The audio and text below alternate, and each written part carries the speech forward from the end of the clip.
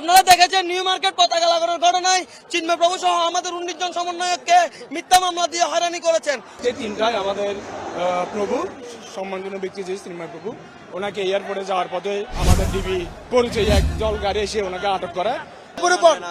এক ফোটা আস না আসে, যদি এক ফোটা আস আসে প্রশাসনের উপর আমার হাত জোর।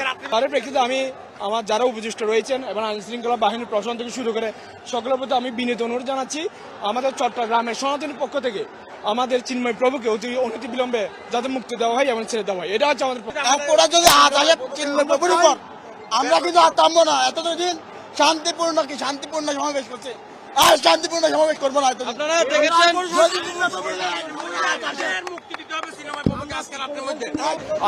এবং যেখানে আমাদের প্রোগ্রাম হওয়ার কথা ছিল রংপুর জেলা স্কুল মাঠে, সে ভেন্যুটাও তারা চেঞ্জ করে দিয়েছে 4 কিলোমিটার দূরে মাহিগঞ্জ কলেজ, সেখানে আমাদেরকে সমাবেশ করার জন্য অনুমতি দিয়েছিল। তারপর আমরা প্রশাসনকে ধন্যবাদ জানাই, সেখানে যথেষ্ট সংখ্যক সেনাবাহিনী পুলিশ তারা ছিল, খুব শান্তিপূর্ণভাবে আমরা অনুষ্ঠান শেষ করেছিলাম। এরপরে যারা আমাদের সন্ত পরিষদ ছিল তারা সকলে আমরা ফিরে এসেছি। তো চিন্ময় কৃষ্ণ প্রভু তিনি ঢাকায় গিয়েছিলেন, বিশেষ করে বিভিন্ন রাজনৈতিক দলের কিছু শুভানুদ্দায়ী যারা চায় এদেশে হিন্দু মুসলমান সকলে শান্তিপূর্ণভাবে থাকুক, তারা আমাদের কথা শোনার জন্য এসেছিল। তো তাদের সাথে কথা বলার জন্য এবং প্রশাসনের সাথে কথা বলার জন্য উনি ঢাকায় অবস্থান করছিলেন এবং গতকাল বিভিন্ন লেভেলে উনি কথা বলেছেন যে কিভাবে আমরা এই দেশকে আরও বাসযোগ্য করতে পারি সমস্ত ধর্ম বর্ণ সকলে নিয়ে, এবং 8 দফা যে দাবি সে বিষয়ে চুলচারা বিশ্লেষণ হয়েছে। এই পর্যন্ত আমাদের কাছে নিউজ ছিল এবং উনি যখন আজকে ফিরে আসার জন্য ঢাকা এয়ারপোর্টে গিয়েছেন আনুমানিক 3টা থেকে 3:30টার দিকে, ওনারা 3 জন ছিলেন সেখানে। তো ওনাকে ডিবি পরিচয়ে একটা গাড়িতে করে নিয়ে যাওয়া হয়েছে এবং পিছন আমাদের বাকি 2 জন গিয়েছিল। তো মিন্টু রোডস্থ ডিবি কার্যালয় সেখানে নিয়ে যাওয়া হয়েছে। এরপর থেকে আর আনুষ্ঠানিকভাবে আমরা কিছু জানি না। সেখানে কিছু লোক গিয়েছে আমাদের কথা বলার জন্য, তো তাদের সাথে এখনো আমাদের যোগাযোগ হয়নি। তো আমাদের যেটা কথা হচ্ছে, আপনারা কিছুদিন আগে দেখেছেন বিশিষ্ট কবি দার্শনিক ফরহাদ মজার মহোদয় তিনি এসেছিলেন এবং তিনি একটা 28 মিনিটে বক্তব্য দিয়েছেন। ওনার বক্তব্যে আমরা খুব সন্তুষ্ট। উনি ঘটনার যে মূল বিষয় সেটা তিনি তুলে ধরেছেন, শান্তির একটা সূত্র তিনি দিয়েছেন। যদিও তিনি ইসকনের কর্মকাণ্ডের বিরোধী, সেখানেও তিনি বলেছেন, কিন্তু বৃহত্তর সনাতনীদের এই দেশে শান্তিপূর্ণ থাকার জন্য তিনি আমাদের সাথে অনেকটা একমত পোষণ করেছেন এবং তিনি একটা উদ্যোগ নিতে চেয়েছেন, আমরা ওনাকে সাধুবাদ জানিয়েছি। তো এর মধ্যে এই যে কর্মসূচি ওনাকে আটক করা হলো, আমরা মনে করছি শান্তির যে একটা প্রক্রিয়া শুরু হয়েছে। তো অনেকে চায় না শান্তি হোক, একটা বিশৃঙ্খলা হোক এবং দেশটা বিশ্বের দরবারে হেয় প্রতিপন্ন হোক এবং সামনে আরও দেশের যাতে নির্বাচন বা সবকিছু মিলে যাতে দেশটা অর্থনৈতিকভাবে এবং রাজনৈতিকভাবে স্থিতিশীল হতে না পারে, সেজন্য একটা গোষ্ঠী তারা সরকার প্রশাসন বা বিভিন্ন দিকে তারা সক্রিয় আছে এবং তারা বিভ্রান্ত করছে বলে আমরা মনে করি। তো আমাদের দাবি হচ্ছে, আমাদের যে কর্মসূচি আপনারা দেখেছেন, বিগত অনেকগুলো কর্মসূচি আমাদের হয়েছে, দেশ জাতি মানুষের জানমালের কোনো জায়গার জন্য এটা প্রতিবন্ধকতা তৈরি করেনি।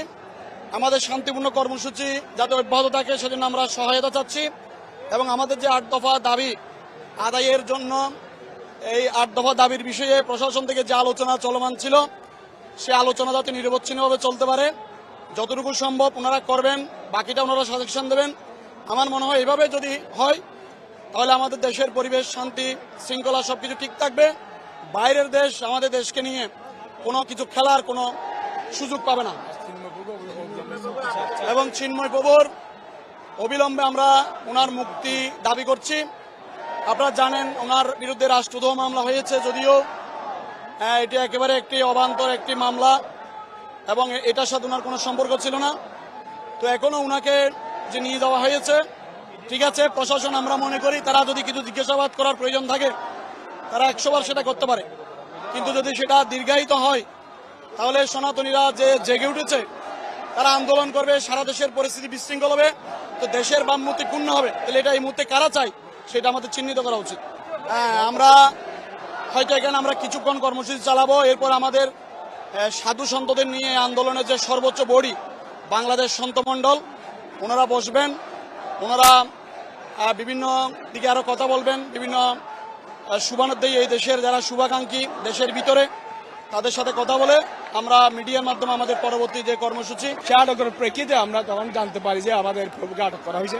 তারই প্রেক্ষিতে আমরা হঠাৎ করে আমাদের একটা মানববন্ধন এবং বিক্ষোভ মিছিল আয়োজন করি।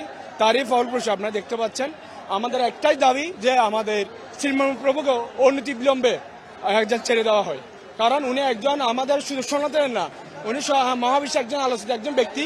ওনার কিছু হলে চট্টগ্রাম না সারা বাংলাদেশে কি আন্দোলন এবং বিক্ষোভ মিছিল শুরু হবে। এবং হাজারীগঞ্জের ঘটনায় চিন্ময় প্রভু কোনো জড়িত নাই, এটা তো ওনাকে মামলা দিয়ে বিভিন্নভাবে প্রশাসনিক হয়রানি করেছেন।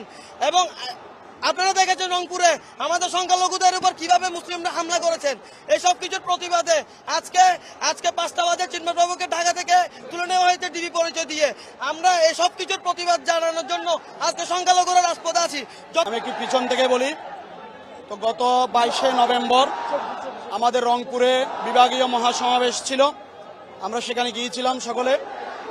তো সেখানে উত্তরবঙ্গের প্রায় 8টি জেলা থেকে প্রচুর সনাতনীরা তারা অংশগ্রহণ করার জন্য আসছিল এবং বিভিন্ন স্থানে বিভিন্ন জেলায় তাদেরকে বাধা দেওয়া হয়েছে এবং 2টা জায়গায় সনাতনীদের উপর আক্রমণ হয়েছে, মাথা ফেটে গেছে।